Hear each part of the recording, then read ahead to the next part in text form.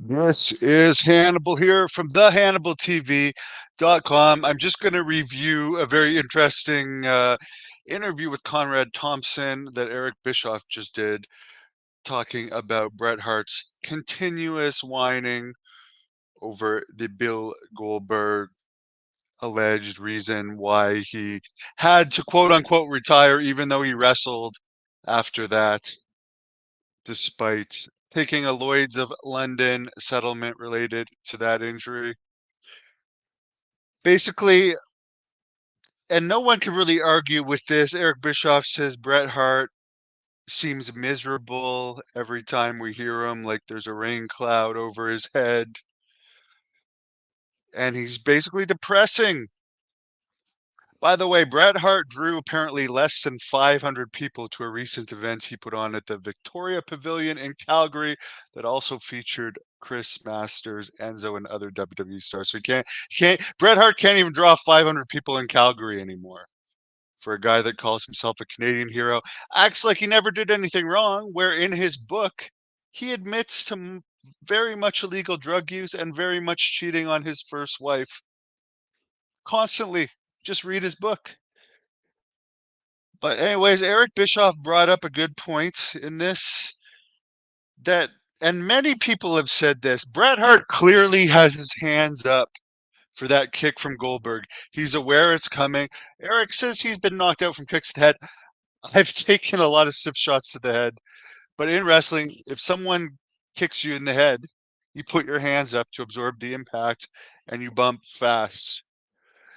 Anyways, there was the point that they made was there's another part of this match where he does his famous figure four off the corner post and actually hits his head on the concrete, which again, he's wrestled probably at least 1,000 matches before this Goldberg match. He wrestled at least 9 times in WCW after this match, including against guys like Chris Benoit, Terry Funk in a hardcore match, Sid, and Kevin Nash. He also won the WWE US title and wrestled Vince in one of the main events of a WrestleMania. So all I got to say is I agree with Eric that Bret Hart is a whiner and he's destroying his legacy because he never has anything good to say about anybody. And it's just constant whining and bitching and complaining. And he's a multi-millionaire that became famous from wrestling and made millions and millions of dollars from wrestling. A good sign when you can't even draw 500 fans in your own town. How sick and tired people are of your freaking whining. Bret was angry. By the way, Goldberg is underrated. I'd rather watch. I'm dead serious here. I am a much bigger fan of Goldberg than Bret Hart. That is the truth.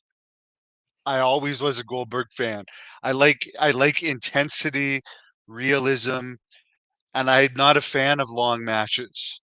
I like shorter matches. I don't have an atten I don't like fake holds. We all know wrestling's fake. I don't want to see someone sit in a fake hold. If I want to see holds, I'll watch MMA. I like someone that can make me suspend my disbelief, has intensity, brings excitement. I'm not saying Bret was a bad wrestler. He was just never my taste. And his constant whining, I got to agree 100% with Eric Bischoff that I think we've all had enough of this. And to act like you were the pure one when you purely admit to taking steroids, marijuana when it was still illegal, much harder drugs than that in your book, which I won't even say on here because of YouTube's monetization policies and the constant cheating.